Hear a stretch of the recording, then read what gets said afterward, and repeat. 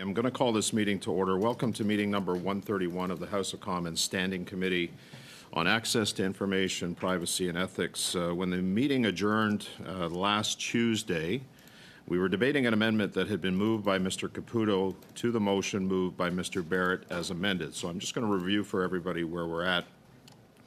The motion as amended is the following. Given that the Prime Minister recently appointed Mark Carney as the chair of the Liberal Party's task force on economic growth, Mark Carney is the chair of Brookfield Corporation, a multinational investment management company that owns Sagan, the second largest mortgage insurer in Canada. On the first day of Mark Carney's appointment, the Liberal government announced major changes to the regulation of mortgage insurance in Canada, allowing for bigger and longer loans. This tremendously benefited Brookfield, evidenced by their stock price hitting a 6-month high. And given that Jenny Byrne, who is the well-known special advisor to Pierre Poilievre, as well as a registered lobbyist for grocery multinational Loblaws at a time that the Poilievre Conservatives are voting against every Liberal government measure to make grocery prices more affordable for Canadians, and that Jenny Byrne, who regularly attends caucus meetings and daily morning strategy calls, is not listed as an employee in Pierre Poilievre's office to shield her from public disclosure and conflict of interest laws, and that Jenny Byrne established a second lobbying firm working from the same office as Jenny Byrne and Associates to circumvent federal lobbying laws, that pursuant to Standing Order 1081A, the committee call upon Mark Carney and Jenny Byrne to testify before the committee in relation to this apparent conflict of interest for 2 hours each within 14 calendar days of the adoption. And then there was an amendment that had been moved by Mr. Caputo. Chair, point of order. I don't see apparent conflict of interest in that last paragraph. I have the clerk's track changes.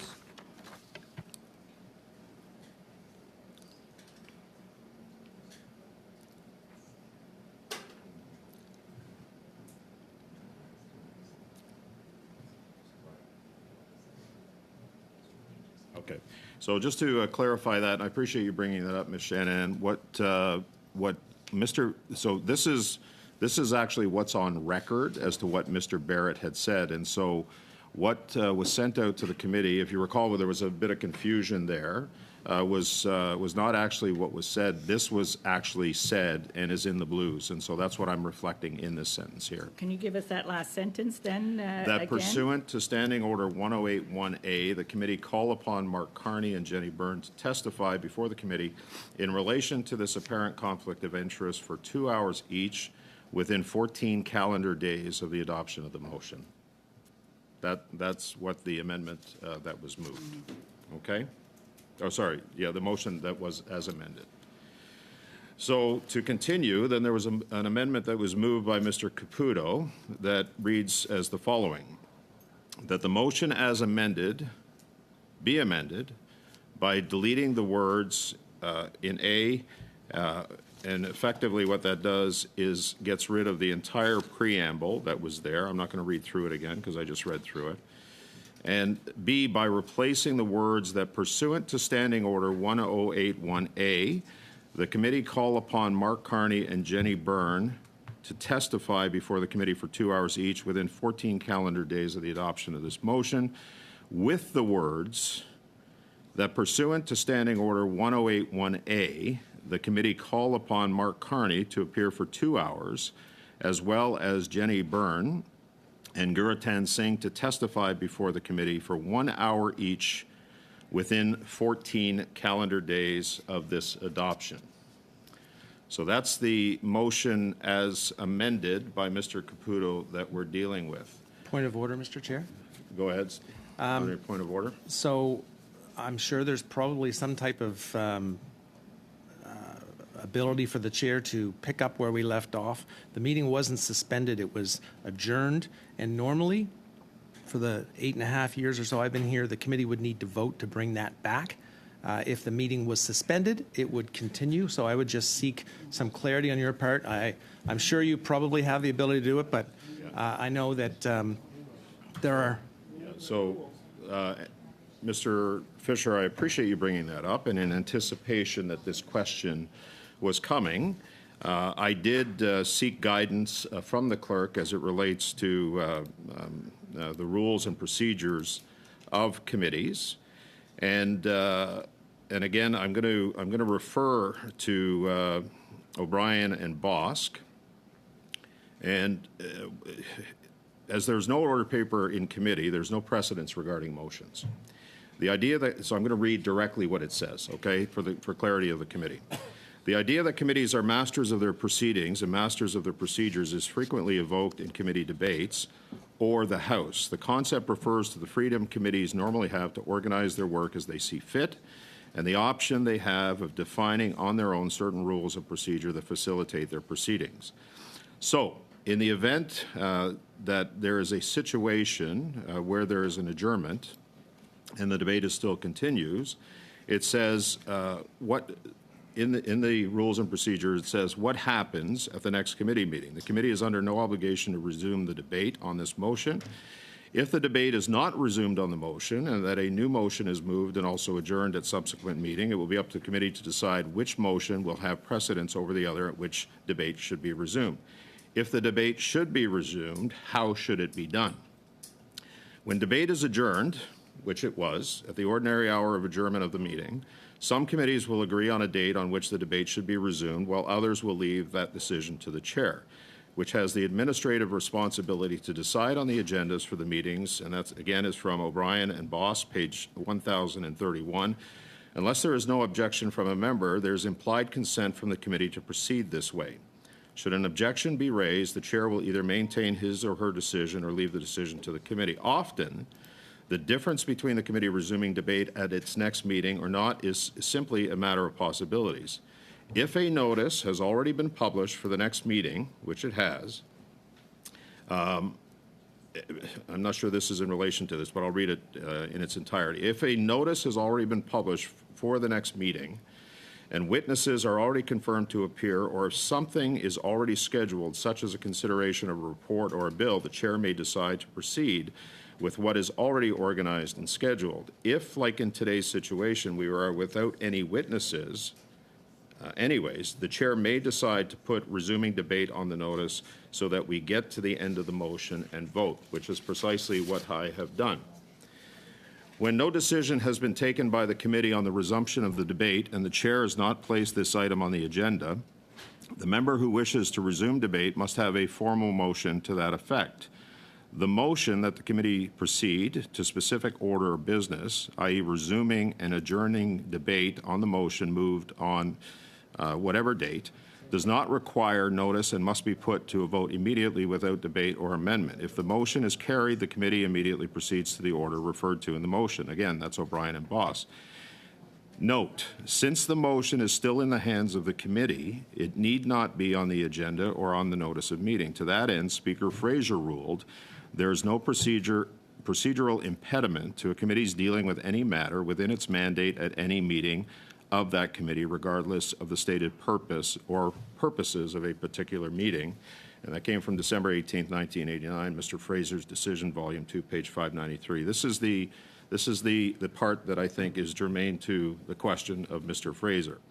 In both situations, when debate resumes, I said Mr. Fisher, didn't I? Yeah. In both situations, when debate resumes, the member who was speaking at the time of adjournment will have the floor. When as a consequence of the interruption of business prescribed by the standing orders of a debate has been adjourned while a member was speaking, he is entitled on the next occasion to resume adjourned debate and continue with his speech. And that's from Erskine, May 24th edition, 2011, pages 433 and 4. Now, after reviewing the blues and determining where we were at, and members will recall that there was a lot of confusion after, at the end of the last meeting, I'll go back to the intervention by Ms. Shanahan, and Ms. Shanahan concluded her remarks at 1825. Next on the list on the amendment was Mr. Caputo. At which point I said, go ahead, Mr. Caputo. Mr. Fisher then raised a point of order, and this is near the end of the meeting, again from the blues. We addressed Mr. Fisher's point of order. Then after that, there was a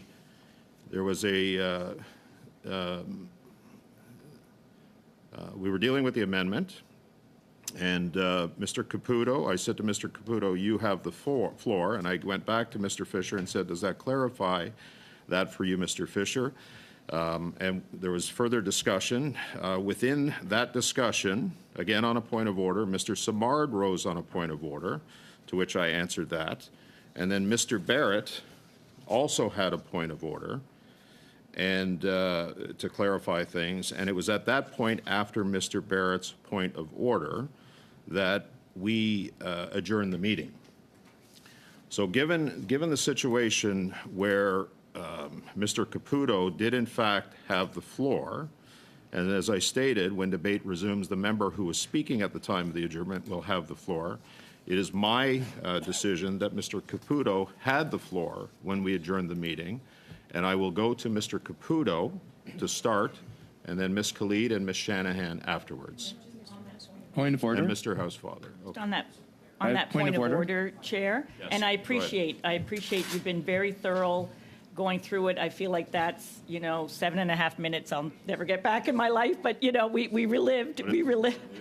To understand where we ended I- off and where we need to start. I know, we relived the last chaotic minutes of that meeting, and I appreciate where you're going with that. And, although I don't have access to the routine, the routine motions that we have, we generally pass at the beginning of a committee. I get where you're going with the Boston Gagnon.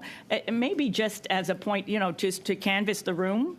That people want to continue with that, because that's the sense that I got from the Boston Gagnon, is that if it's the will of the committee, to continue with that debate, that there's some, because you represent us, right? You're our voice in the committee, but I would just like to know that everybody's on board with this. Right. And as I stated earlier, there is a provision in here where if the meeting is adjourned and no witnesses are to appear, which we didn't, and I stated that in the last meeting, then it is up to the chair to continue debate on this by putting a notice that we are continuing debate, which I have done, Ms. Shanahan. And so my expectation is that we are going to continue today debating this motion based on the rules that I've interpreted and that I've stated, and I've sought guidance from the clerk on this, and that I've said to the committee already. So point of Am order. I out of line by Point of just order. suggesting that you canvass the room on this? You know how you do generally. Our people are generally. Yeah, I'm gonna go. Who's got the point of order? Is that Mr. Housefather? It is. Okay. Just let me deal with the clerk for a second, Mr. Housefather, and then I'll come back to you, sir. Okay. Thank you.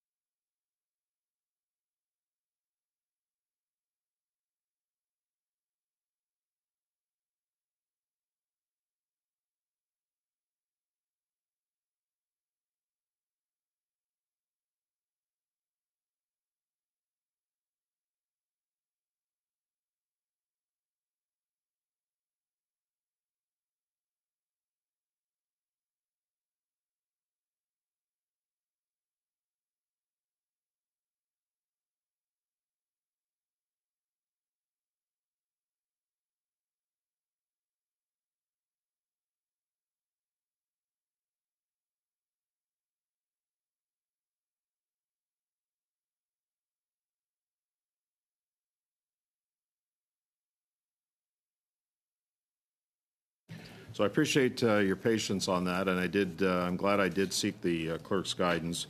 So the notice that was published is to resume debate on this. So, Ms. Shanahan, you had a point of order asking me a question. Now, if you wanted to change and move a motion that is not the same as what is on notice, you have that right to do that when you have the floor. My decision right now is that we are going to go to Mr. Caputo to begin or to resume this meeting, and then if the member, if we go through the list and members have the floor, then they can move another motion if they want to move to another area of discussion. You have to be very specific on that. But as it stands right now, we are going to start the debate with Mr. Caputo, and if members feel the need to move a motion after that, they're certainly well within their right to do that, and that would go to a vote or be on consent. So, yeah, I've Point got of you order, Mr. after. Chair. I've got Ms. Khalid after Mr. Caputo. Okay. Okay, but I've got several points of order that I need yeah. to deal with right now, okay? So Well, where is everybody? I'm going to go to Mr. Housefather, then I've got Mr. Barrett and Mr. Baines. Go ahead, Mr. Housefather. On a point of order, please. Yes, Mr. Chair, thank you. I've been a member for almost 9 years now, and I've never seen the agenda come back to a motion the way you did today. Now, I acknowledge, of course, sir, that in the rules, it's your discretion if you wanted to do that. But I just want to establish that you're now saying that you will, in the future, in the same situation, do exactly what you did today and put any motion that we are debating or amendment that we're debating when we adjourn, if there are no witnesses scheduled for the next meeting, that you will put that on the agenda and treat it exactly the same way that you treated this situation. Well, thank you for that, Mr. Housefather. I believe I did clarify my position on this, that we did not have any witnesses, and so I did use my discretion. And within the standing orders and rules of the House to put this motion back on the agenda to resume debate. So I think I made myself very, very clear on that, sir. Thank you. No, Mr. Chair. I'm asking you to confirm that you will do the same thing in a future event where there's the same situation that reproduces itself. It's a hypothetical. It's a hypothetical, Mr. Housefather, that I can't answer. I just dealt with the situation that was in front of us, and that is, as I mentioned on Tuesday, that we had no witnesses for today. There were no witnesses that were going to appear for today's meeting, and so I made the decision to put this motion back on the agenda. So I'm not going to speak to a hypothetical, and I'm not going to answer a question that I'm only dealing with what's in front of me today, sir. Thank you. Mr. Barrett, on your point of order, please. Then I've got Mr. Baines on a point of order. Just quickly in response to your ruling, in response to Ms. Shanahan's question, for a new motion to be put on the floor, the motion in front of the committee has to be disposed of, though? Is that correct? So a motion, so... Okay. Hang on a sec, okay? Yep, thank you, appreciate- I think I'm pretty clear on it. I just want to make sure that other members are clear. I need to get clear, so thank you. Yep.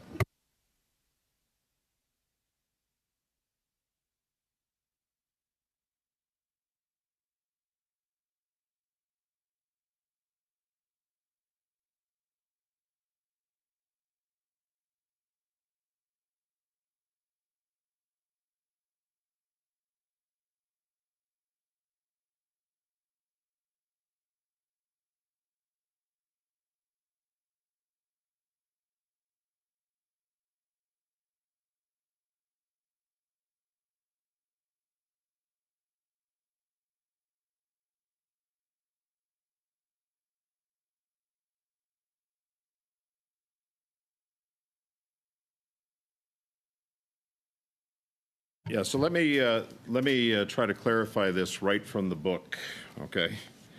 So if a member decides that they want to move another motion, then that motion could be considered as a dilatory motion. And so if I read from the book on dilatory motions, a motion is designed to dispose of the original question before the committee, either for the time being or permanently.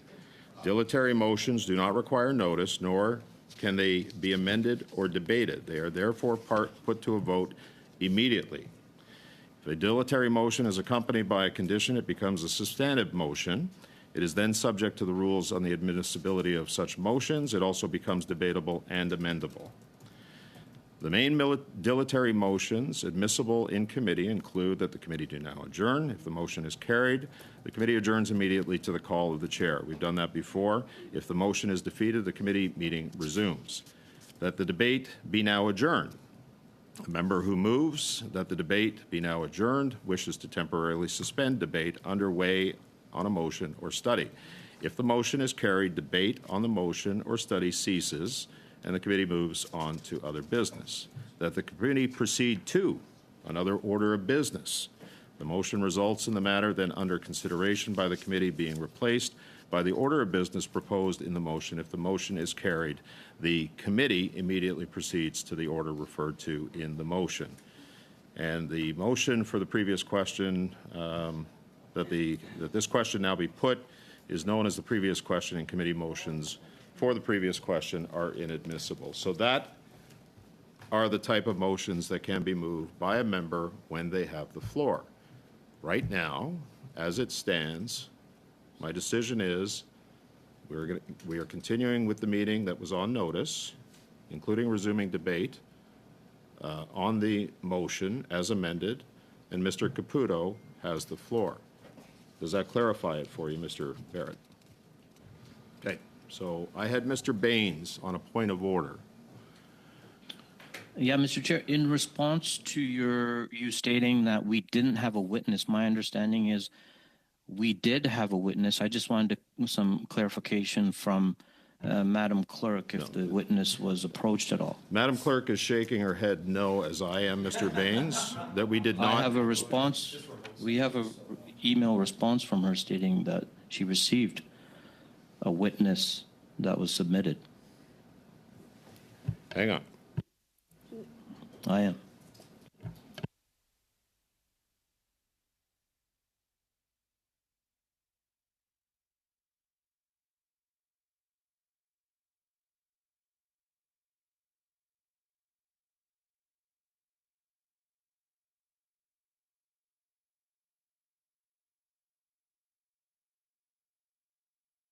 So, Mr. Baines, am I to understand that you sent a witness name in yesterday to the clerk? Is that what you're referring to? Because we had no witnesses scheduled for today. So are you suggesting to me that yesterday you sent a witness name into the clerk to be a witness at this committee? Is that what you're saying? Yes. Okay. You understand the difficulty of getting a witness within 24 hours. You do understand that, right? So as I mentioned, yes, but my understanding was it was submitted earlier. So I just Okay. wanted to clarify yeah, we will do our best to get your witness on the list for next week. I can tell you that we do have witnesses for 2 meetings next week, for both scheduled meetings. And when the meeting notice is published, you'll see who those witnesses are. But I sure hope that members can appreciate the difficulty in sending a name in a day before a meeting is scheduled and trying to arrange having that witness appear. I sure hope that people can appreciate that, okay? Well, I'm telling you, there was nobody available, so. Okay, so that ends with the points of orders. I'm on a list. I've got Mr. Caputo, and then I've got Ms. Khalid. Those are the 2 that I have on the list so far. And Shanahan, I've got, yes, you did put your hand up. Then I've got Barrett, and then I've got Cooper. Okay? So I'm putting the book away. Nobody needs this book anymore, I hope. Okay. So the book is going away. And we are resuming debate on the amendment as proposed by Mr. Caputo. Mr. Caputo, you have the floor. Go ahead, please. Thank you, Mr. Chair. I've aged a little bit, maybe grown a bit of a beard since we started this meeting. As common sense conservatives, we're always wanting to get at the truth. We're always prepared to have people come to committee, whether they be advisors within our own party or people who, like Mark Carney, are advising the Liberal government. At the end of the day, we have to remember that this is somebody who not only is advising the Prime Minister, this is somebody who wants to be the Prime Minister. So it's a bit disingenuous for the Liberals to compare apples to oranges and say, well, we want this person, and they should all come here. That's not Conservative logic. Conservatives have no problem with bringing people who have something to say and something to offer to the debate. At the end of the day, it's my view that people like Mr. Carney should be here. He wants to become Prime Minister someday. That's his prerogative. He wants to advise the Liberal government and be the de facto finance minister. That's his prerogative. But at the end of the day, it's my view that he is in multiple conflicts of interest, not even apparent conflicts of interest. He's in multiple conflicts of interest. Let's bring him here to the committee. We have nothing to hide as Point Conservatives. of order, Mr. Chair. So I was almost done, but. Mr. Caputo's amendment isn't about removing, it's about reducing the times for one and adding another person. The Okay, motion well, already speaks to having Mr. Yeah, Carney. so, Mr. Caputo, I mean, you know I give a lot of latitude on this committee, okay? I say this every meeting, so, Mr. Caputo, I don't know whether you were concluding your comments or not, but go ahead, please, you have the floor. I had 2 more words to say, and those were thank you. Okay. Thank you, Mr. Caputo. I'm going to go to Ms. Khalid now on the amendment as proposed by Mr. Caputo. Thank you very much, Chair. And for clarity, that amendment seeks to decrease the time for Jenny Byrne and add an additional name, Mr. Singh, who is Mr. Jagmeet Singh's brother, to add another 1 hour for that person. I'm just going to say that I am opposed to this amendment. I think it doesn't really do much justice to the main motion at all and provides a lot of unfairness. Thank you, Ms. Khalid. Ms. Shanahan, you're on the list. Go ahead, Oui, followed Monsieur- by Mr. Barrett. Go Oui, ahead. Monsieur le Président. Yes, Chair, on the same amendment as Mr. Caputo, I have to also say that I'm against the amendment because it's not fair. The fact that we are asking one witness for 2 hours and then the 2 others 1 hour each, that doesn't make sense, so I'm against the amendment. Thank you. Okay, thank you. Merci, Madame Shanahan. I got Mr. Thank you, Madam Shanahan. Go ahead, Mr. Barrett. Yeah, thanks, Chair. Look, if this is just strictly about the amount of time that witnesses are appearing for, I think that we can resolve that. It's important that we have Mark Carney come before this committee. We've seen all of the revelations over the last number of days about Mr. Carney's string of good luck after taking on this role. And it could be the $2+ billion to his friend who operates Telesat. It could be the access to the. It could be that he's now opened the door for Brookfield to have discussions on a scheme with $50 billion on pensions. Point of order, Mr. Chair. Just on the amendment, not on the main motion. Okay, so If they want to get silly like- with points of order, like what are we doing? Darren, we give a lot of latitude here. I give you guys as much latitude as I give them. He's talking on the amendment. The amendment says that pursuant to Standing Order 108-1A, the committee called upon Mark Carney to appear for 2 hours, Jenny Byrne and Guratan Singh for 1 hour to testify within 14 calendar days. So, I mean, he can speak about this if he wants, about the amendment. So go ahead, Mr. Barrett. You got the floor. Like, I understand that they don't want to talk about giving privileged people, liberal insiders, positions where they have all of the power, access to all of Canadians' tax dollars, and none of the accountability that comes along with being a designated public office holder. I understand that that's why they want to obstruct this from happening. And look, if the question is that, you know, they want to include people who aren't Mr. Carney in the motion, who speak at other people's speak at the caucuses of parties in that are represented in the House of Commons, well, then we need to add Don Guy. We need to sub-amend it to add Don Guy. We need to include in that sub-amendment Brian Topp. These are These are federal lobbyists who speak at the caucuses and advise the leaders of the Liberal Party and the NDP. That's very plain. And if having a panel with Mr. Singh, Mr. Top, Mr. Guy, and Ms. Byrne for 2 hours together to match the amount of time that Mr. Carney comes to appear at the committee for, well, we support that, so long as those witnesses testify only after Mr. Carney has appeared at the committee, and that we don't just end up with the also-rans instead of having Carbon Tax Carney come before the committee. That if we want to talk about fairness, that would be fairness. So I would put a sub-amendment forward. Okay, that's what I was going to Yep. ask, whether you're going to do that or not. So, Okay. the motion needs to be sub-amended, and the effect of the sub-amendment is going to be to include Don Guy, Brian Top, and Guritin Singh with Jenny Byrne on a panel together, invited to appear after Mark Carney has appeared. So we're going to have to take the most current copy of the motion and include this proposal in it.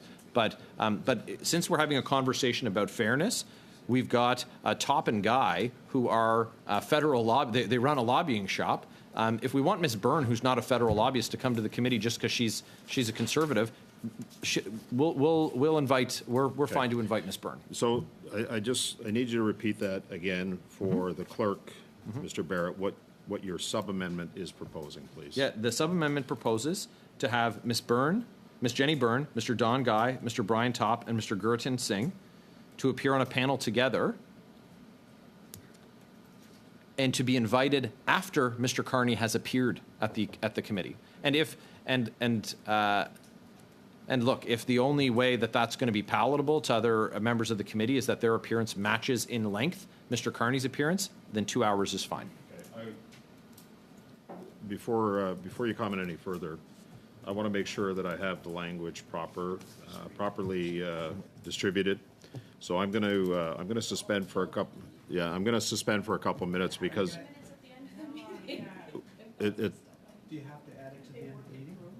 yes. Because we didn't used to do that. Yeah, so I am going to suspend to make sure that every member of the committee has a copy of what Mr. Barrett is proposing, because I want everyone to be clear on this. Okay, so I'm suspending.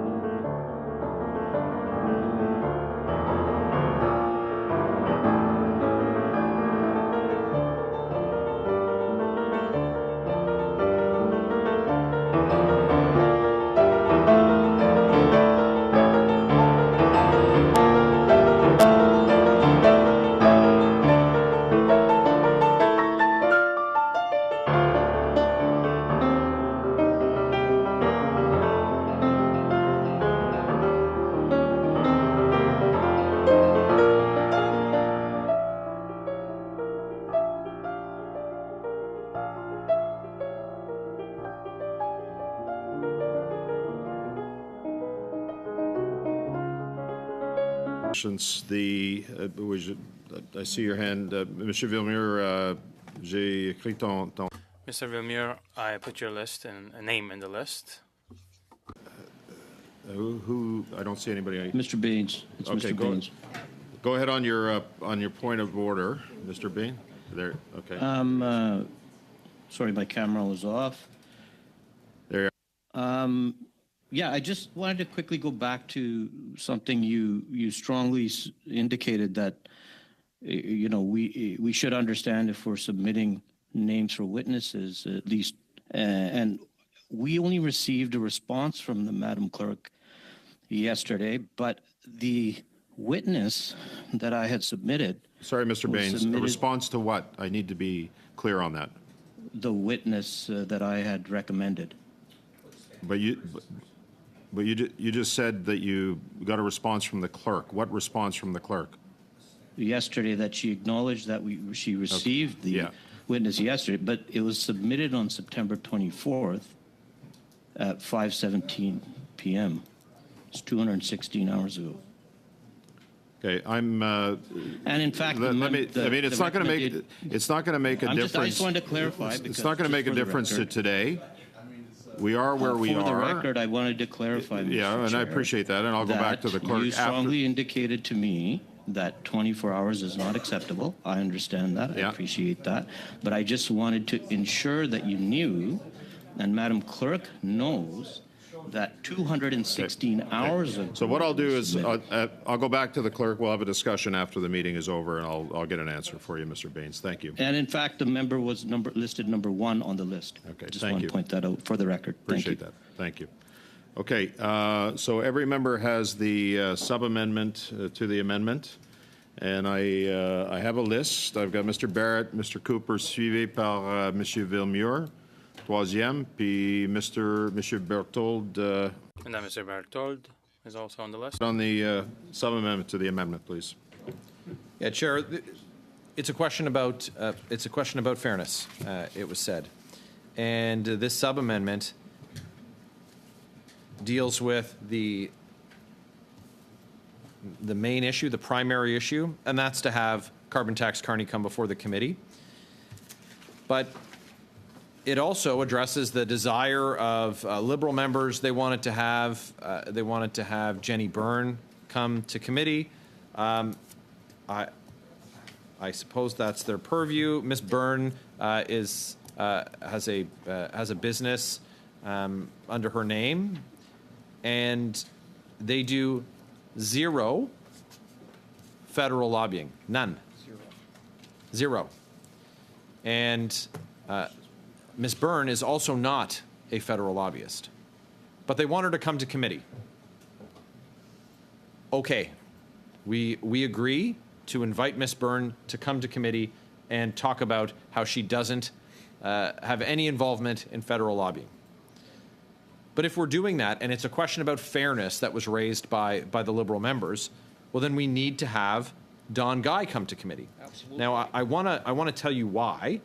And if we look at the St. Albert Gazette, which I think is, and they're publishing a Canadian Press article on 10 September 2024, and this article is titled "Carney Interested in Doing Something, Not Being Something," he says, of advisor role. That's the advisor role he has with the Liberal Party.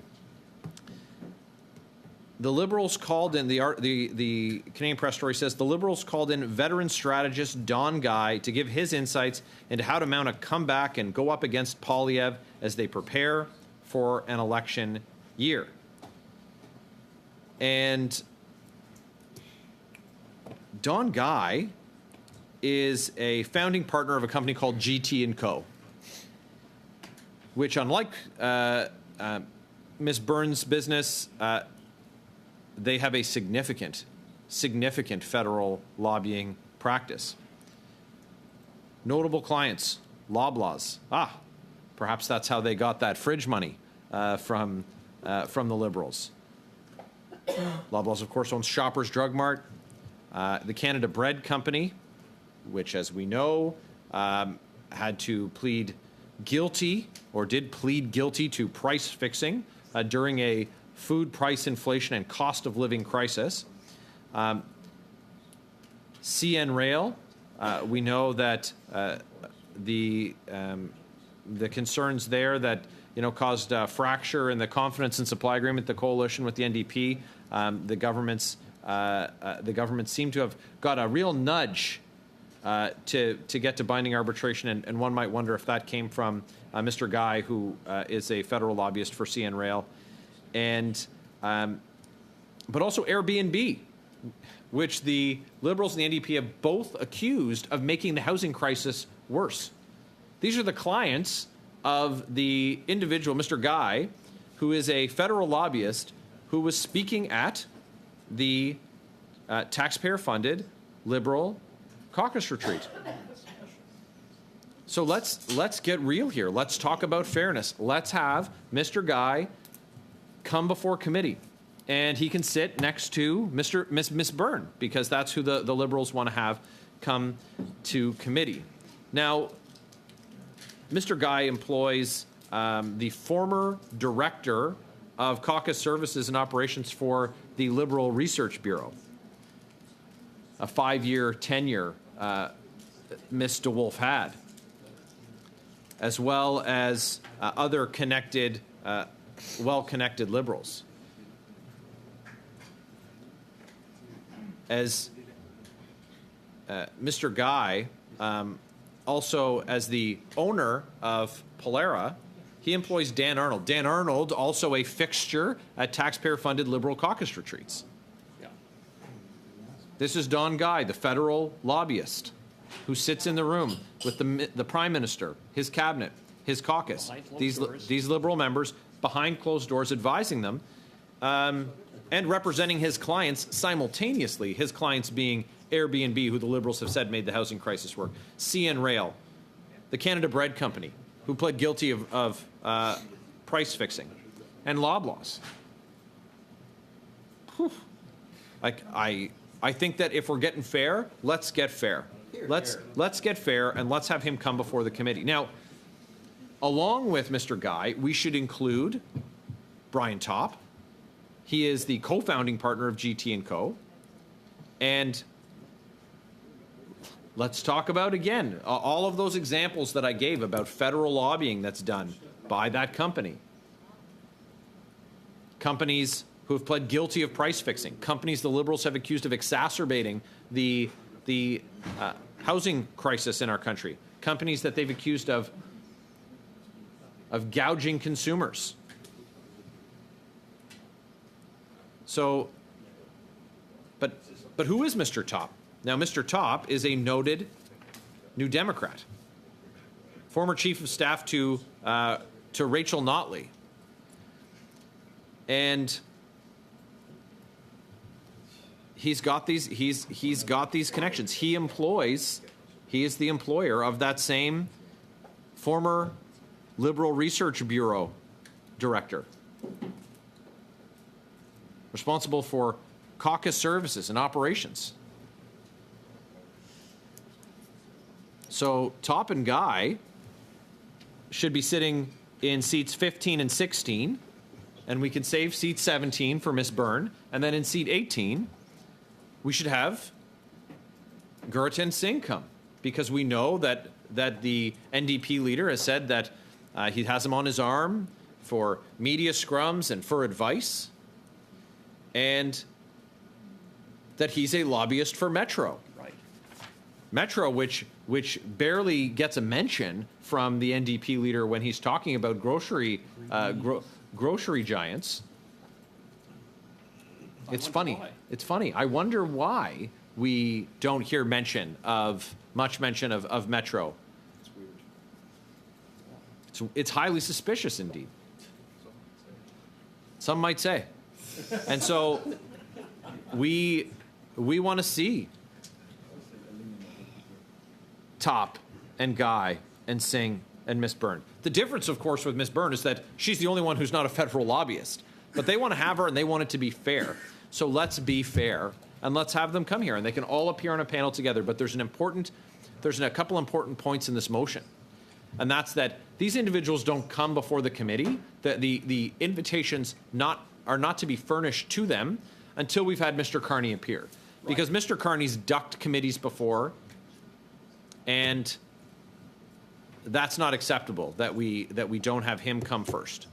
But if we're going to have the conversation about federal lobbying, we can have we can deal with the many issues with the many conflicts of interest with Carbon Tax Carney, questionable practices with respect to lobbying. How did Brookfield get in the mix for what's going to be very lucrative time? How is it that their stock price hit 6-month highs when one of their subsidiaries, the largest private mortgage insurer in Canada, is going to benefit from a Liberal government announcement? And all of these things happened. His buddy at Telesat getting a $2 billion loan to for satellite internet services that doesn't have any satellites and isn't providing any internet service. How did all of that good fortune land on all these people who are just happen to be connected to Mr. Carney in the hours that the ink's just drying on his agreement to become the de facto finance minister after Justin Trudeau's PMO said they didn't have confidence in Chrystia Freeland, the finance minister and deputy prime minister? How did that all come to happen? What did Mr. Carney have to give up for that? Well, we've seen that he's now sending out fundraising letters for the Liberals.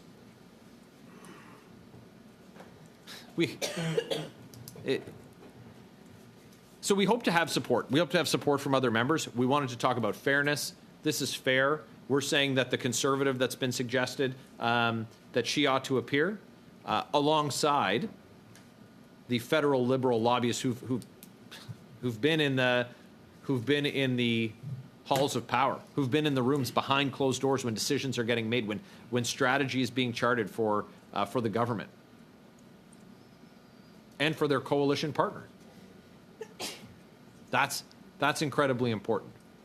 So when we have someone like the chair of Brookfield Global, this $1 trillion arch capitalist everything company, we hope that we can do whatever it takes. We can count on the NDP to do what it takes to bring Mr. Carney here to answer questions, answer for how he's enriching his friends in exchange for raising money for the Liberals. And we hope that the issue of fairness that was raised by the Liberal members, that's been addressed here. So let's see top guy Singh, and we can have Ms. Byrne alongside them, though she's not a federal lobbyist and they do federal lobbying. Okay. I think there was a concern that they were going to appear for less time than Mr. Carney, and I think that's addressed as well. We'll have that panel for 2 hours. And this panel is going to occur after that invitation. Those invitations will be sent out after Mr. Carney comes. The most important thing isn't about protecting people who share the party affiliation. It's about accountability and transparency. It's about restoring Canadians' confidence. So let's put it plainly. We want Carbon Tax Carney here. And we think that the poison pill the Liberals think they put forward about having Ms. Byrne come, we'll make sure that the invitation is hand delivered. Will they do the same to their strategists? To the NDP, will they do the same to their strategists?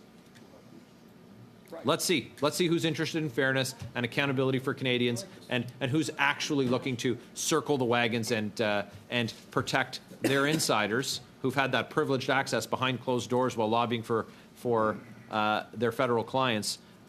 Let's see.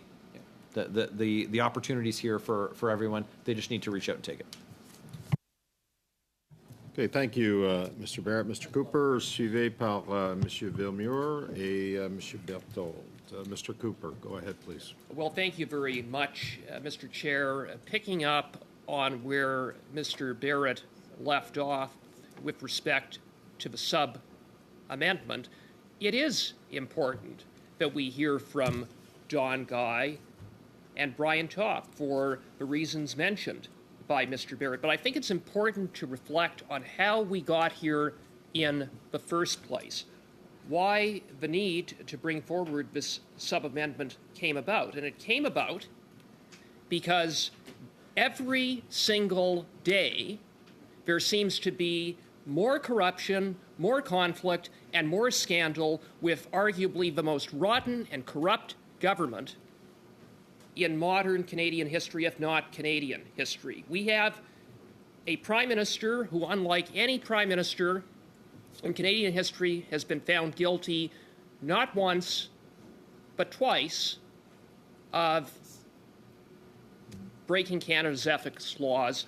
He was found guilty of being in conflicts of interest. And so, given that leadership starts at the top and the culture of a government starts at the top, it's no wonder that we have seen the kind of rot and corruption that has permeated throughout this entire Liberal government. And we now know that carbon tax Carney has become conflict Carney when the Prime Minister shamelessly appointed his rich pal Carney to serve as the so-called chair of the Liberal Party's task force on economic growth. This is very convenient for the Prime Minister to appoint Mr. Carney chair of the Liberal Party's task force when in fact he essentially is advising the Prime Minister on matters of economic policy, and that is to avoid Mr. Carney being subject to the Conflict of Interest Act and to avoid having to make disclosures pursuant to that act with respect to his many conflicts. Now, what are some of those conflicts? Well, every day we seem to learn of new conflicts. And by the way, the title is Chair of the Liberal Party's Task Force. Guess what? We found out that it is a one-person task force, namely Carbon Tax Carney, also known as Conflict Carney. And speaking of those conflicts, almost immediately following his appointment as the Prime Minister's advisor, evidently the Prime Minister's lost confidence in his utterly incompetent Finance Minister, Chrystia Freeland, and we find out that the government raises the threshold for insured mortgages from $1 million to $1.5 million. Now, what is the significance of that? Well, it just so happens that Carbon Tax Carney, also known as Conflict of Interest Carney, is the chair of none other than Brookfield. Now, what is Brookfield? It is a multinational investment management company that owns Sagen, the second largest mortgage insurer.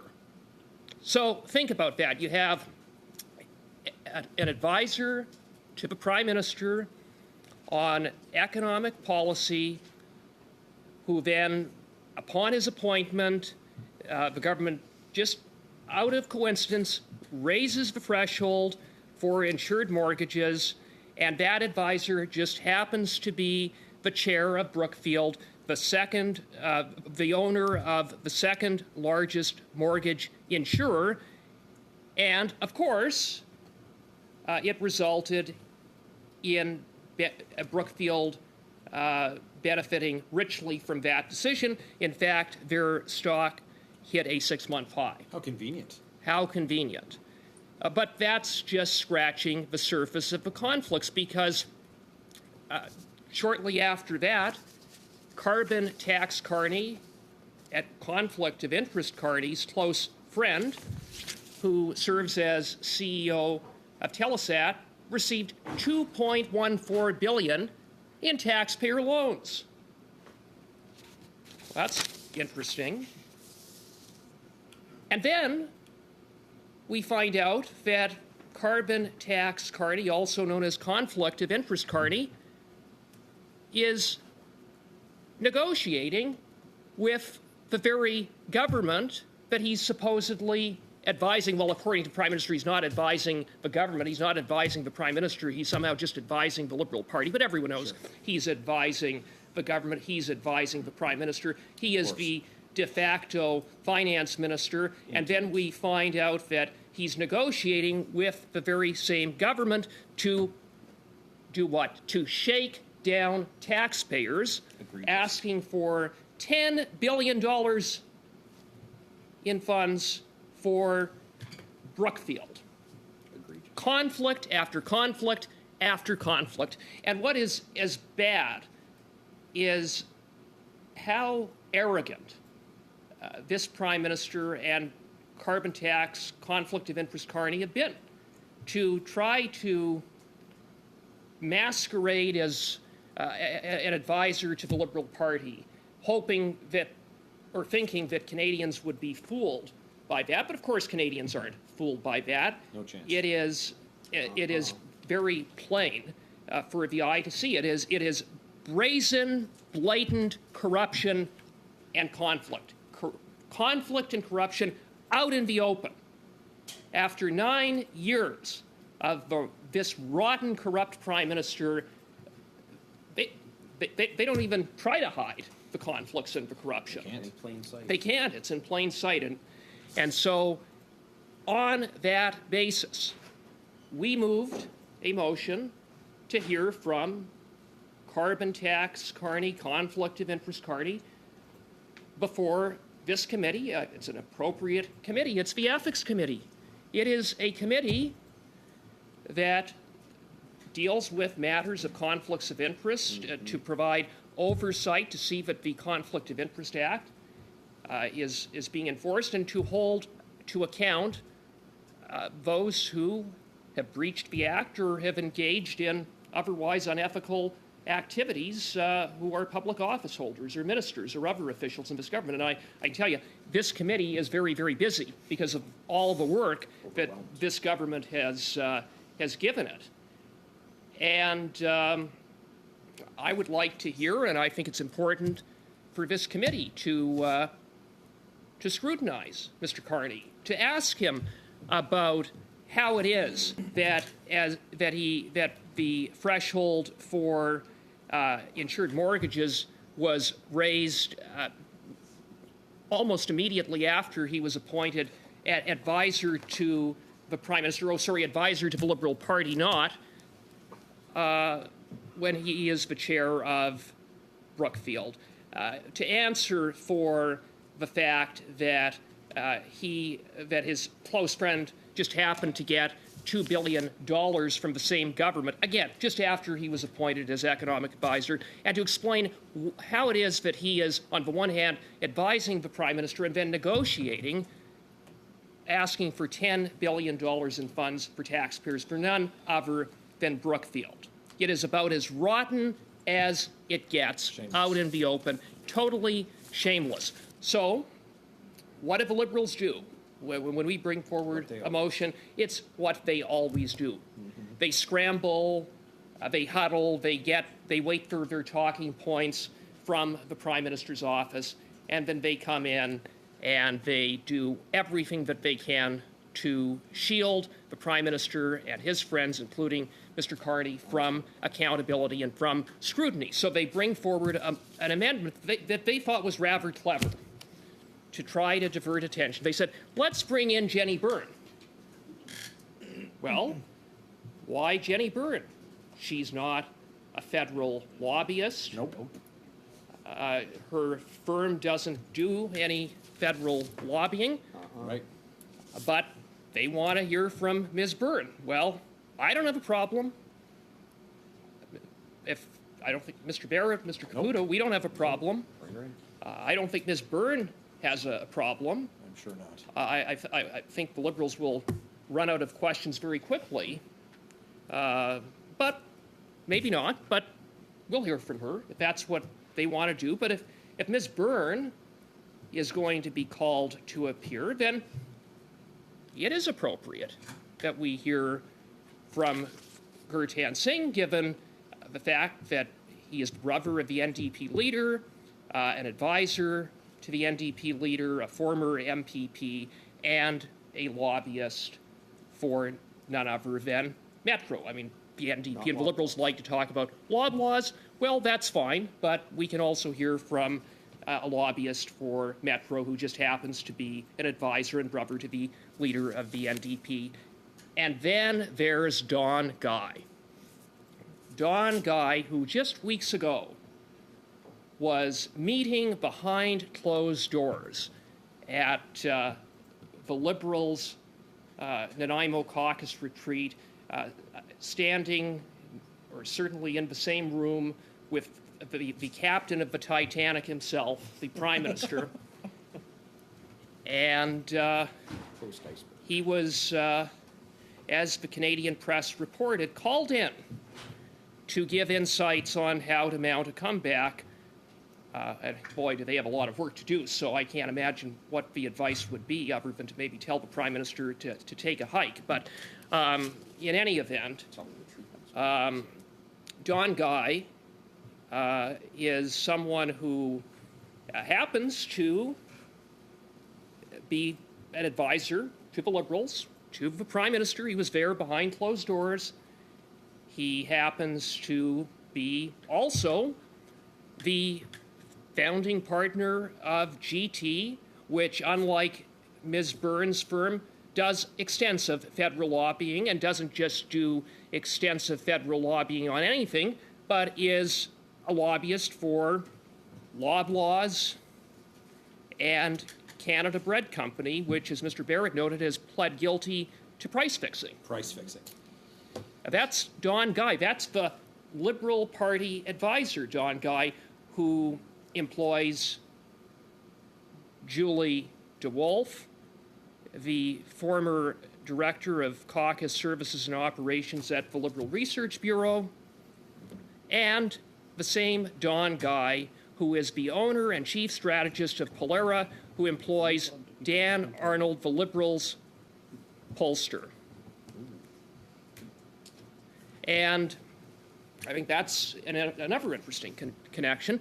And Don Guy was also there advising the Prime Minister's ski buddy, the fake rapporteur, David Johnson, in his sham investigation into foreign interference and the Prime Minister's efforts to cover up Beijing's attack on our democracy in the 2019 and 2021 elections, which benefited the Liberal Party, as determined not just by, that's not just me saying it, Madam Justice Hogue concluded that Beijing's interference may have materially impacted the results in certain ridings, including Steveston, Richmond East, in which my colleague Kenny Chu was defeated as a consequence of disinformation spread by Beijing that was amplified by the Liberal Party and Justin Trudeau.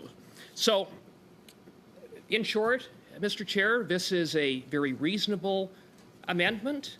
We're happy to hear from Ms. Byrne, but there is if Ms. Byrne is going to be invited, there are far stronger and more compelling grounds to invite other witnesses like Mr. Singh, like Mr. Guy, and like Mr. Guy's business partner, former NDP Chief of Staff, Brian Topp. Let's hear from all of them. Let's have them for 2 hours. There was an objection about having 1 hour for Mr. Singh, 1 hour for Ms. Byrne. Let's have them here for 2 hours.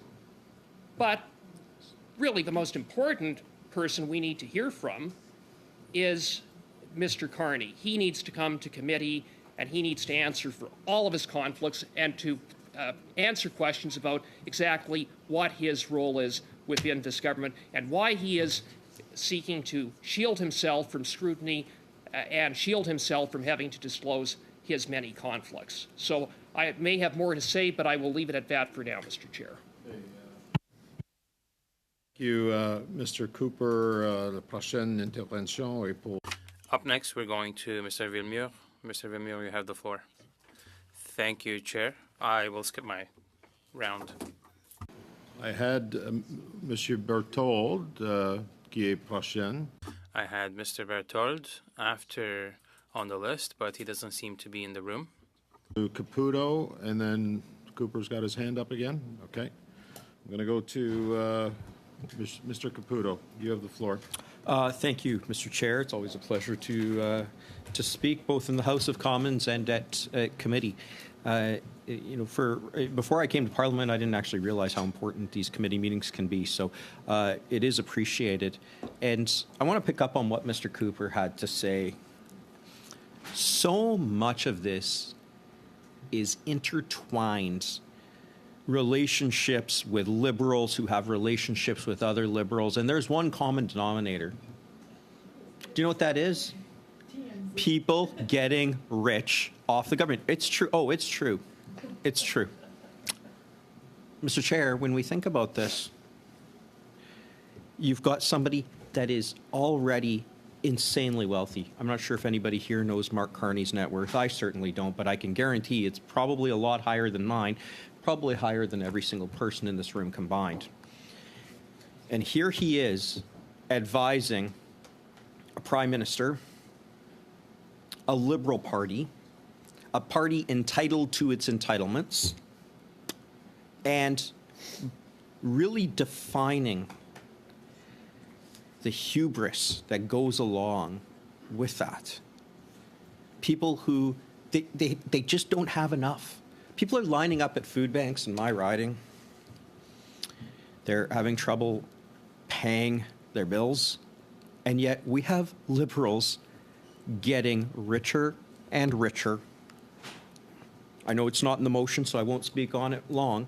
But just today, I will be heading to the House of Commons shortly on the Green Slush Fund. What is that about? Liberals helping Liberals get richer. We need to get to the bottom of the conflicts of interest. It's bad enough that it's gotten this far. Frankly, I would love to hear from Mr. Carney what he's thinking. Just from an interest point of view, this is somebody who wants to be prime minister. He's made no secret of that.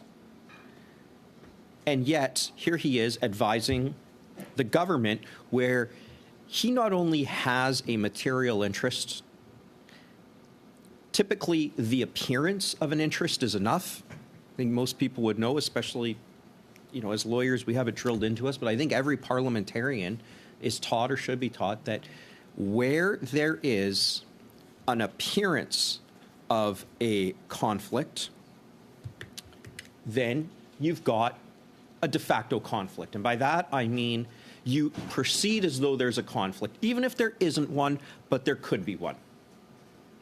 Just the appearance is enough to say, okay, that's too much, that's enough.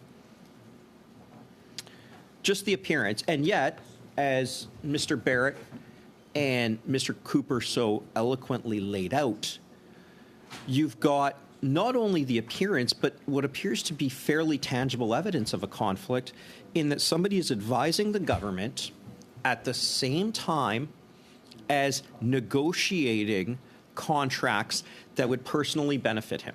Now, that is the very definition of a conflict of interest. Somebody could benefit based on their relationships. That itself is inherently problematic. This is Canada. Our leader, Pierre Poilievre, often talks about that, the have-nots versus the have-yachts. Well, I know where the have-yachts are, and it seems to be at the Liberal convention. It seems to be at the Green Slush Fund, where we're talking about how do we get more? Who's going to get more? You want more? How much more? 1 million, 2 million, 5 million? People are lined up at food banks. People can't afford their rent. There aren't enough houses for people to buy. And yet, we have Liberals lining up to line their own pockets. And at the Ethics Committee, if there is one place where we are to address it, it should be here. Absolutely. That is why I am puzzled as to why the Liberals here do not want Mr. Carney in that chair. What are they so afraid of? I mean, the conflict of interest is so clear. I'm sure he's very bright. I'm sure he will tell us all about it if the Liberals agree to have him come, perhaps if this committee overrules them and decides that it is the right thing. But if I was the Liberals, I would be saying, I want this. Why do I want it? Because I want to show, you know what, there might be smoke, but there's no fire, even though we know there is, because it is at the very least the optics of a conflict. But when we have friends of rich liberals who are now advising the Prime Minister while themselves negotiating and getting, what, $2.5 billion contracts? This is so obviously a conflict of interest that I don't know what more could be the case. So what do we need? We need Mr. Carney there, sitting in that seat. It sure is lonely right now. It's an empty seat. Let's have him there for a couple of hours, and he can tell us about this. You know, these other people that Mr. Barrett mentioned, Mr. Top, Mr. Guy, Ms. Byrne, none of them want to be Prime Minister. None of them want to be Prime Minister. None of them are negotiating contracts with the Liberal government. None of their friends, as far as we know, stand to or are in the process of getting rich from the government. And this is a government that promised to be open by default, which is kind of ironic because right now they're fighting a speaker's ruling about openness in Parliament. So why would we assume that they're doing anything but that here? This isn't transparency, it's opacity. It's opaque, this government. So let's shed some light on it. Let's bring Mr. Carney here. We've agreed that Ms. Byrne should attend. Not sure that they're going to hear very much. After all, she doesn't want to be Prime Minister. Not sure they're going to hear very much again. She's not advising us as a special advisor to skirt conflict of interest rules with the Liberal Party. I mean, the Liberals could really probably just avoid this whole thing at the Ethics Committee just by having Mr. Carney subject to conflict of interest rules, or telling us, because they wouldn't tell us this, they would not tell us during question period. This was asked multiple times. Was his involvement with the Liberal Party cleared with the lobbying commissioner? That's pretty simple. Again, this open by default government, transparent by default, everything you want, we will get. They won't even answer a question about lobbying. A yes or no. No, we dropped the ball, but we're doing it. That's what they should say if they haven't. And if they have, then tell us.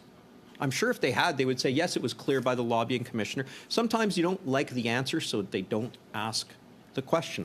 They certainly didn't like the speaker's ruling on the SDTC. I don't think they're going to like the answer that they would get from the lobbying commissioner, but who knows? I'm sure they'd be more than willing to give up all of the information. There are just so many questions to be answered. There are so many things to be dealt with at this committee. And yet, here we are struggling to get the transparency that we need by getting Mr. Carney right there, seat 17.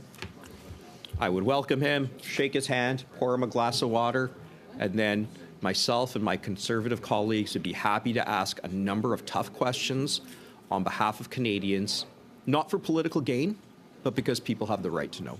Thank you, Mr. Chair. Thank you, Mr. Caputo. I have Mr. Cooper. Mr. Cooper next on the list, and then Mr. Barrett. Well, thank you very much, Mr. Chair. And let me just say that I find it very interesting that every time the question has been posed in the House, I believe by Mr. Barrett more than once, as to whether the Prime Minister ran his appointment of Mr. Carney as an advisor to the, supposedly to the Liberal Party, if he ran that past the lobbying commissioner.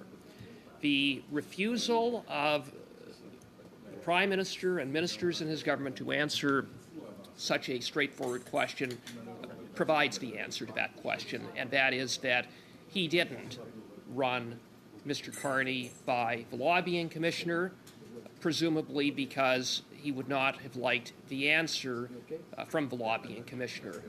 It is almost a certainty that it would not have been given the green light.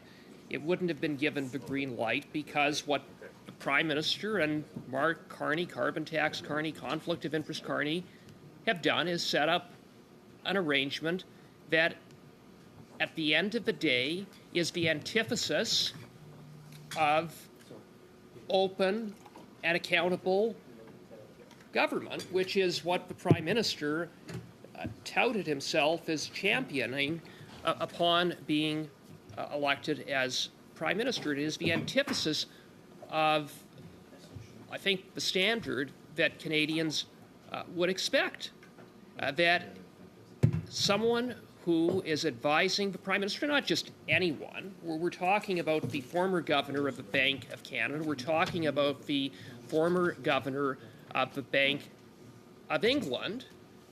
Someone advising the Prime Minister on economic policy, on other matters, ought to be subject to the Conflict of Interest Act and ought to have their conflicts disclosed. And the fact that the Prime Minister has very conveniently shielded carbon tax Carney, conflict of interest Carney from that is problematic. And so it's why we do need to hear from him. And I guess I understand why the Liberals are blocking our efforts, why they want to change the channel, because they want to talk about anything other than the conflicts of interest and corruption that surround Mr. Carney. But as Mr. Caputo noted, literally right now the entire House agenda of the House of Commons is been sidelined because of all of the corruption and scandals involving this government, not only involving Mr. Carney, but their obstruction of a clear and unambiguous order of the House to turn over all documents relating to the billion-dollar green slush fund, a scandal that occurred as a result, or was occurred under the watch of the Minister of Industry, a scandal that the Deputy Minister compared in a secret audio recording as the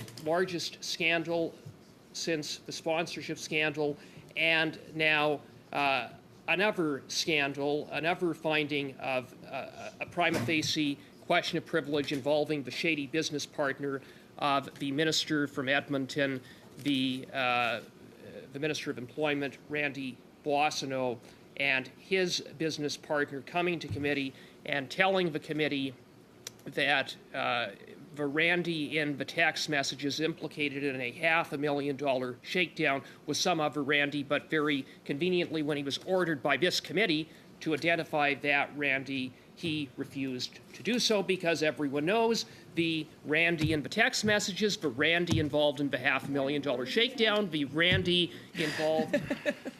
I feel like I've seen this movie before, so I don't think it's on the sub-amendment. Yeah, we're gonna move back to the sub-amendment Well, if we can, Mr. My Cooper, please. point, Mr. Chair, is that it provides some context to the fact that it's not just Mr. Carney, as serious as that is. We're dealing with a government that, as I said in my earlier submissions, is arguably the most corrupt government in modern Canadian history, if not Canadian history. And with that, I will leave it at that. Okay, thank you, Mr. Cooper. I've got Mr. Barrett next on your sub-amendment, Mr. Barrett. Yield my time.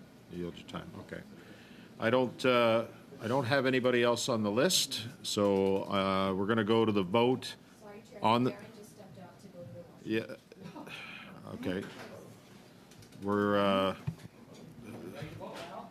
I'm calling the vote. No, I called the vote. I called the vote, Ms. Shanahan. I'm sorry. But we. Oh, lordy, lordy. So we're gonna call the roll. Go ahead, Madam Clerk.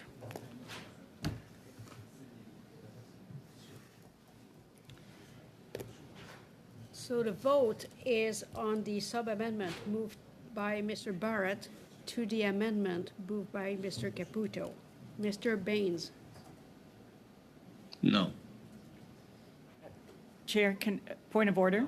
Can we just read out the amendment, the sub-amendment, please? Vote, Ms. Shanahan. If I'm you can sorry, do I'm- so, that would be I've much called the vote. appreciated. The vote's ongoing. Go ahead.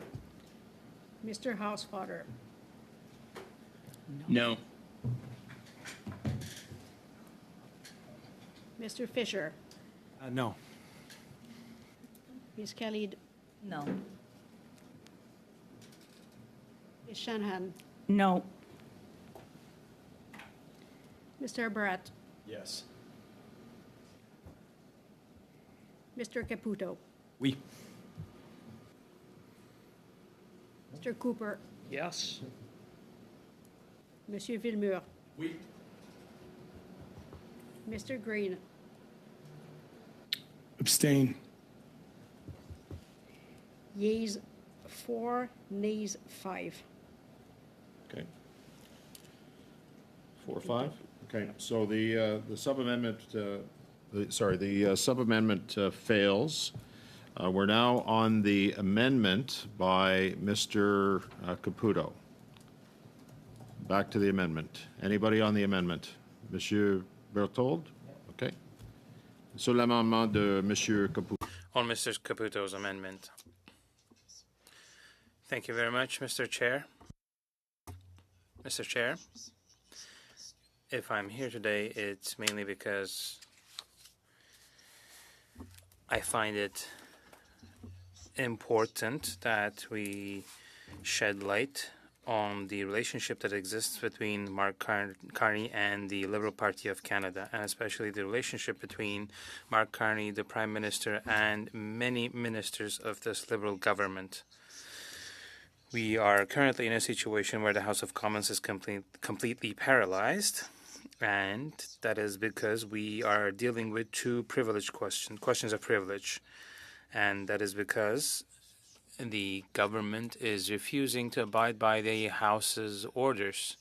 One has to do with the production of documents, and I believe we've had the same situation before. It should remind you the laboratory saga. At that time, the government had also refused to produce the documents requested by the House, and we had to bring the head of an agency before the House to obtain the documents. And where did that lead us? Well, it led to an election.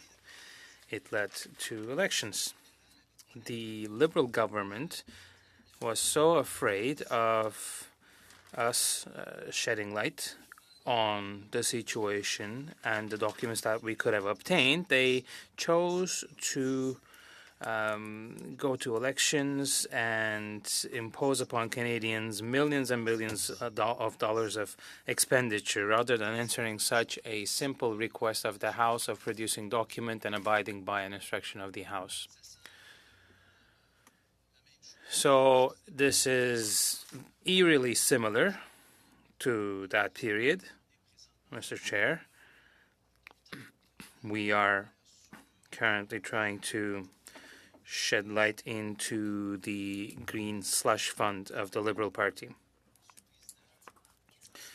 Just as a reminder, Mr. Chair, in this green slush fund situation, there has been thousands, tens of thousands, even hundreds of thousands of dollars of taxpayer money that have been channeled towards Liberal Party affiliated individuals, and others have benefited from this money because they were well connected with the managers of this slush fund.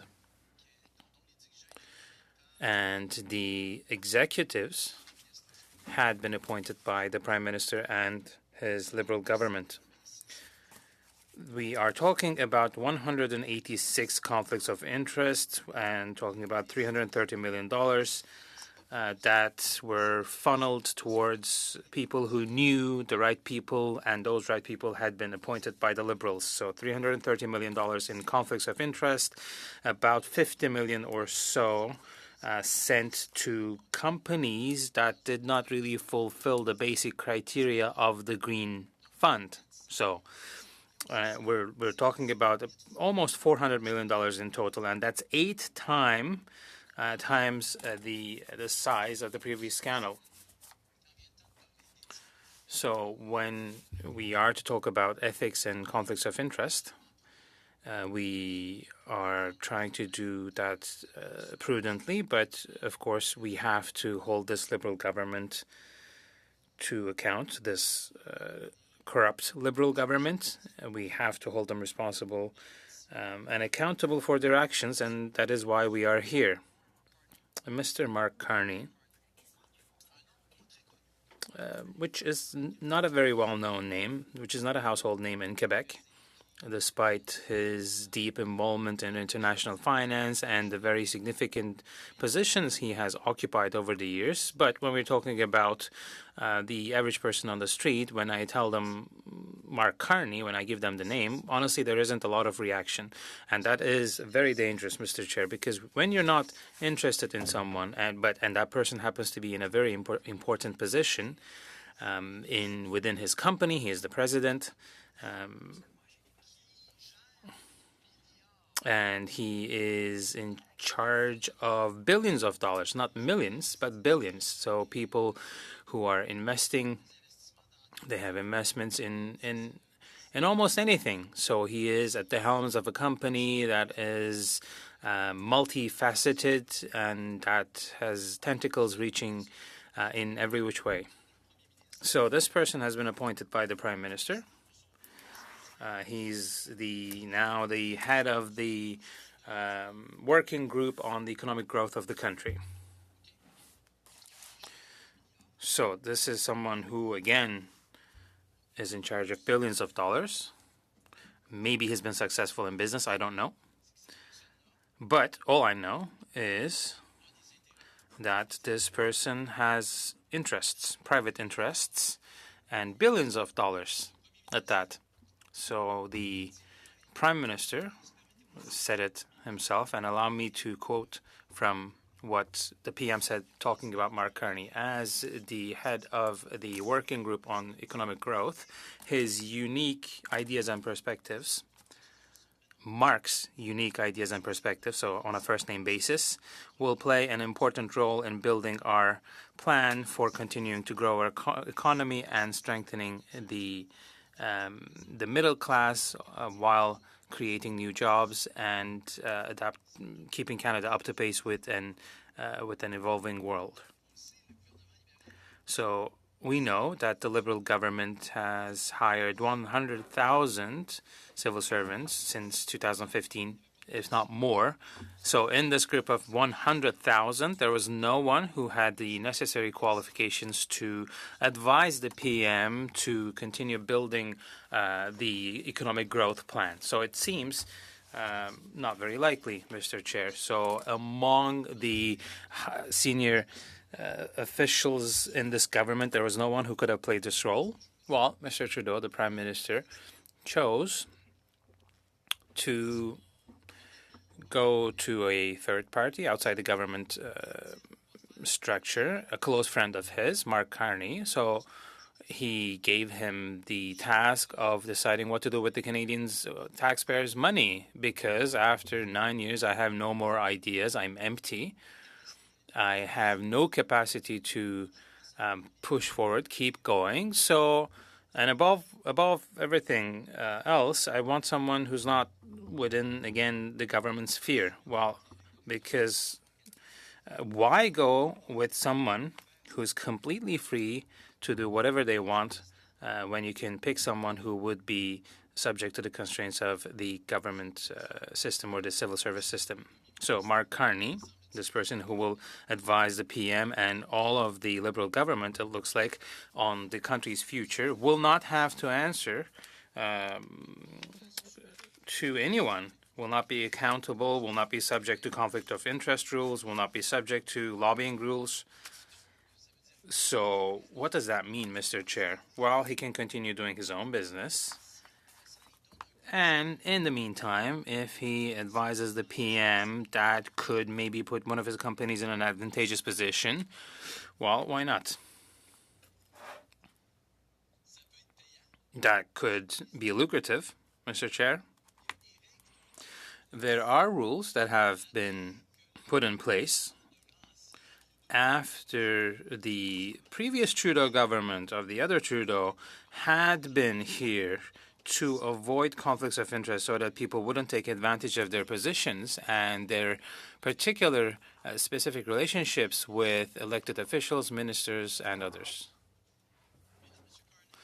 But here, Mr. Carney will not have to abide by the lobbying rules, so he'll continue freely to advise Mr. Trudeau with all of his great ideas without being accountable to anyone and without us being able to see if his recommendations will put him in a favorable position when it comes to private interest. And he's, again, at the helm of billions of dollars, Mr. Chair. And if this person continues to have, well, both hands in the private, both hands in the public, well, it will be extremely difficult to see what's really happening. That is why we have the ethics commissioner and the lobbying commissioner. Well, you can say this person is not a lobbyist, but they have direct access to the prime minister. When you have direct access to the minister of finance, minister of foreign affairs, to minister of industry, well, why spend a single cent on lobbyists? Because the advice is going straight into the ears of the person who will make the final call. So do you not see the scale of this thing? I do not really understand how people cannot really see what's happening here and how MPs can vote against this type of proposal that's before us. Mr. Chair, the very same day when Mr. Trudeau decided to appoint Mr. Carney as the head of his personal working group on economic growth, well, what else did we learn? Mr. Carney's company had been working to obtain $50,000, no million, no billion dollars of investment in one of their companies, or rather to be able to manage 50 billions worth Canadian taxpayer money, or the money of Canadians. Well, did anyone ask a question? Well, we have a clear answer. The same day, we had this other news, and my colleagues also made very valuable points today. It seems as though the value of the shares of Mr. Carney's company skyrocketed since him being appointed as the personal advisor to Mr. Trudeau. It's really a big affair, and it really doesn't make sense. I'm convinced that my Bloc colleagues will see how the scale of this, and they will support us. I was a bit surprised by the position of the NDP.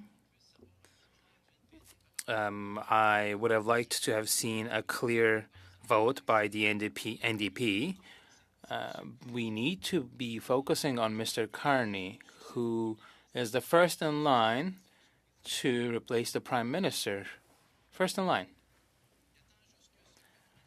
He's just waiting for this corrupt Liberal government to fall to replace the Prime Minister. Well, do we replace a Prime Minister who has been found guilty in terms of his ethical obligations twice now, and he has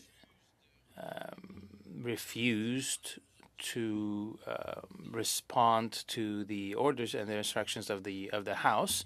Well, do we replace this person by someone else who has not respected any ethics rules, and with the investments and the members of his companies on the first day of his appointment, with what we have seen has happened? Well, he's taking the same exact path.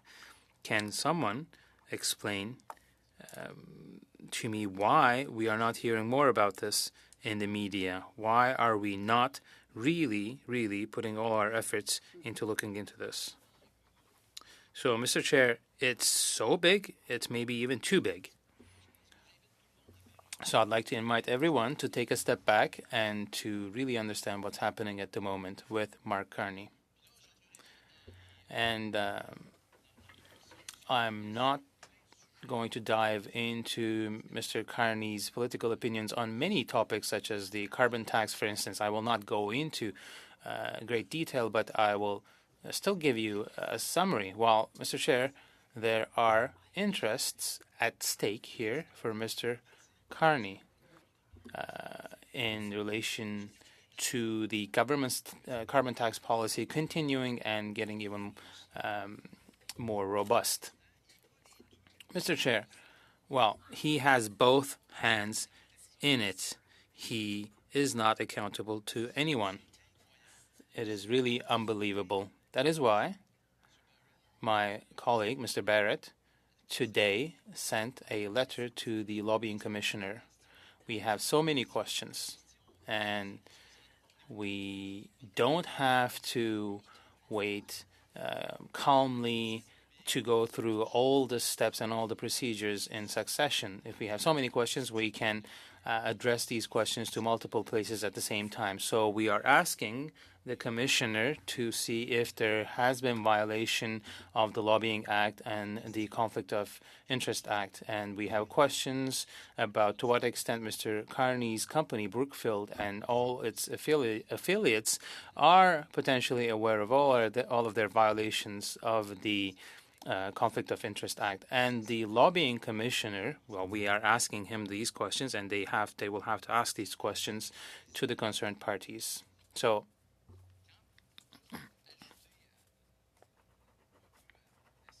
Mr. Chair, we also have Mark Carney, who regularly talks to the Prime Minister, and he's also a close family friend of another Liberal minister. So he's very, very close to the current cabinet. So he can talk to the Prime Minister and all these other people in the cabinet whenever he wants, and he doesn't have to disclose anything when it comes to his meetings with the PM or other ministers. Well, when we meet lobbyists, we have to declare who we have met and why they have met us, but that is not the case for Mark Carney. Why? I really cannot wrap my head around this. How come the head of such a big company with tentacles across the country, why should this person not be accountable? So if you look at what Mr. Carney is doing at the moment, he's really a political advisor, but not just any political advisor. He's a senior political advisor. Now, why do I say this? Well, Justin Trudeau has said this himself. His ideas and perspectives will play a key role in defining the next steps. It's not something you assign to a new political advisor. This is the role of a senior political advisor for the Prime Minister's office. So I'm convinced that, Mr. Chair, if you look at the staff at the PMO, will you see the name Mark Carney? Well, you can look into the staff of the Office of the Minister of Finance. Well, you can look anywhere you want, Mr. Chair. You will never find the name Mark Carney because Mark Carney simply does not want to be accountable vis-a-vis Canadians. And he does not really want to do any harm, any damage to his companies, and he wants to maintain this very special relationship he has with the Prime Minister. So, Mr. Chair, it could all end there, right? But no, it doesn't, because Mr. Carney advises the PM, but he also fundraises for him. It's true. Mark Carney does fundraising for the Liberal Party of Canada.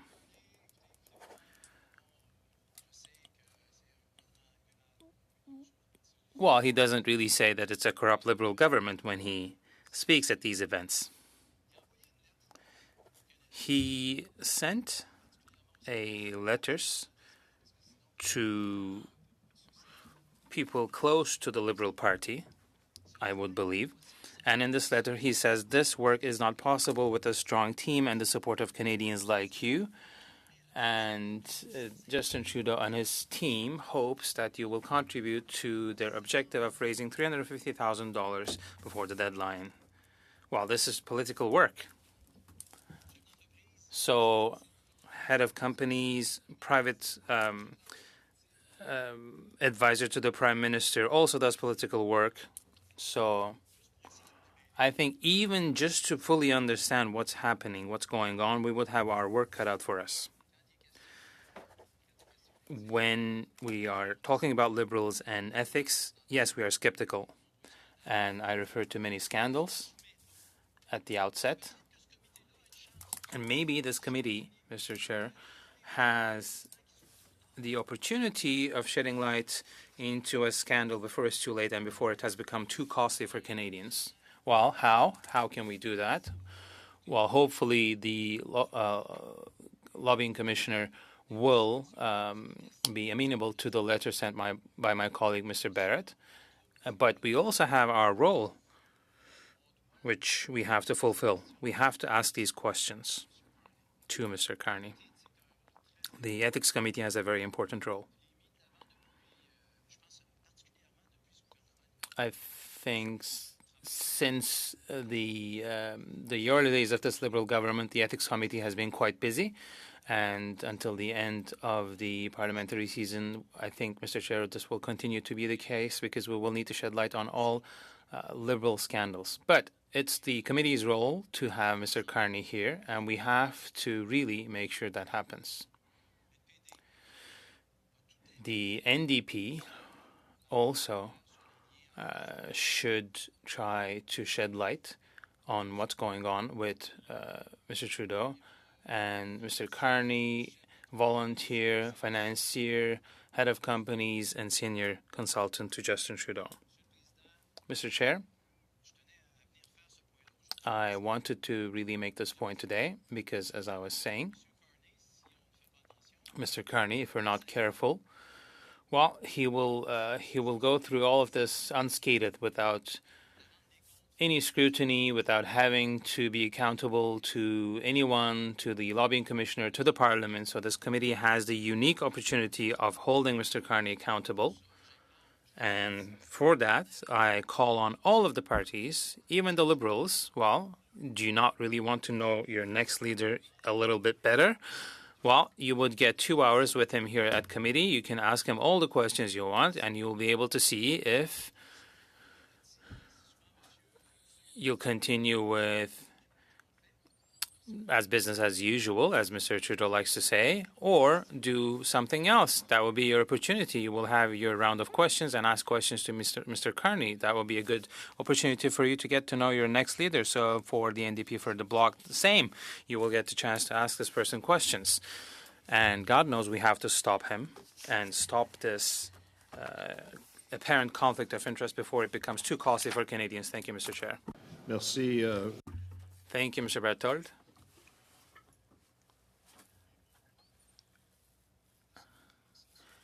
I canceled my French lesson this morning, so this has been great for me to hear some French. I can continue if you wish.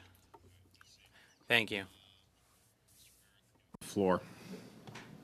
Chair, so today I mentioned earlier that that I had taken to writing to the Commissioner of Lobbying for Canada because of the state of the government with the new de facto finance minister, and it's cause for concern for us as His Majesty's loyal opposition. What we're seeing unfold with what we believe is an avoidance of oversight by exempting the Prime Minister's decision to exempt Mr. Carney from the obligations of a designated public office holder, but also for the many examples that we've raised, and I'm going to get into them, the blatant advantage that the company of which he is the chair has suddenly received in the hours after Mr. Carney was appointed. Now, when we talked to the sub-amendment that I moved to have Mr. Guy, Mr. Top, Mr. Singh to appear as witnesses as well, it was born out of the question of fairness that was raised by the Liberals. And so, Point of order, Chair. Are we still on the sub-amendment, or we moved to the amendment? Just if you to follow along, clarify. I can help. If you listen, I can help you if you follow Yeah, along. I think Mr. Barrett will probably get to where he needs to go on the amendment, so go ahead, Mr. Barrett. Okay. I think I was just saying about how the Liberals can't help but fall all over themselves when they had whined about wanting fairness, but then when the opportunity was given, they scurried right back into the hole, and it's not surprising. It's not surprising because this is what we've seen after 9 years of the most corrupt government that this country's ever seen. I think Mr. Cooper was right when he put it that we've seen that with Justin Trudeau and himself, Justin Trudeau being found guilty of breaking the law twice. This is while serving as Prime Minister. Obstructing RCMP That's never happened. investigations. Obstructing investigations, hiding behind cabinet confidence, and here we have the same occurring. So I would have hoped, I hoped that we would have seen that was a genuine ask by the Liberals for fairness, but it's never about fairness. It's always about enriching their friends, and that's what they're doing, and that's what they're looking to do today. And it's you would hope that, as I said before, that when you have a subject like Mr. Carney as the example, and you've got people who are repping companies that have pled guilty to price fixing on food during a cost of living crisis, that you could have expected that the NDP would have supported that in fairness, and talking about fairness for people who need help. But the yes votes didn't come from those who were seeking fairness, because that's not what the Liberals were about. The letter that I wrote to the lobbying commissioner lays out the real and apparent conflicts, because it can be seen reasonably that there's a sense of obligation towards a lobbyist. So it details all of that. But I want to pick up on one thing first that Mr. Cooper said about Mr. Carney, and that's that he's the head of a task force of one. And I'm sure he's a difficult man to manage, but they found the right man for the job. But it's not about leading a task force. It's not about leading a group of people. It's about introducing a successor to a prime minister who is just it was rightly put to replace the captain of the Titanic. Now, why Mr. Carney wants to take that on as the SS Liberal sails into the iceberg, I'm not sure about that. We heard that he's a real expert, is the Liberals say. Well, why won't you take expert advice? Anyone who joins that team at this point, all of their judgment has just been called into question, and that's a question for Mr. Carney as well. That would have to be asked. But look, the Liberals have shown themselves for who they are. And when we look at the options that are in front of the committee, the options that the committee's had put in front of it today, to have them come before committee to see what we could learn from the registered federal lobbyists, the lobbying shop owners who are inside behind the closed doors of the Liberal caucus room. It's interesting that the decision that they took was to not support the motion. They voted it down. What does that tell Canadians? It tells them that while Justin Trudeau promised to have the most open government by default, that he's done anything but that. And we've seen that over my time at the Standing Committee on Access to Information, Privacy and Ethics, that not only did they intentionally break the access to information system, they've used things like cabinet confidence to shield the Prime Minister from criminal investigations into his conduct. Under the Criminal Code, we've cited the Conflict of Interest Act, that he's been found to have broken that law twice. But when he was faced with an RCMP investigation for his conduct, he invoked cabinet confidence. And now the House, the wheels have ground to a halt in the House because a majority of democratically elected members of parliament voted that the government must turn over documents related to their green slush fund scandal. That's hundreds of millions of dollars going to Liberal insiders, overseen by a Liberal appointed board chair who was found guilty of breaking that same laws as the Prime Minister. And they're not doing it. They're refusing the will of the majority of democratically elected members of the House. That's their legacy. And we see that same, that they've taken a lesson, the Liberal members of the committee have taken that lesson from their government and put it on display here. So the amendment that we have to deal with, it's to deal with Mark Carney. It's to deal with this gentleman who is not registered to lobby federally, but somehow he fell into great fortune. His role as chair of Brookfield, this $1 trillion mega company, their stock prices hit 6-month highs because of decisions that the Prime Minister that he's advising took immediately after he was hired as the Prime Minister's advisor. Mr. Barrett? Sorry to interrupt. As much as I have enjoyed today, unfortunately, we have run out of resources. So before I adjourn, I will let everybody know that we will be having witnesses as we continue with our misinformation study. And Mr. Baines, we will make every attempt to have that witness appear next week. This meeting is adjourned.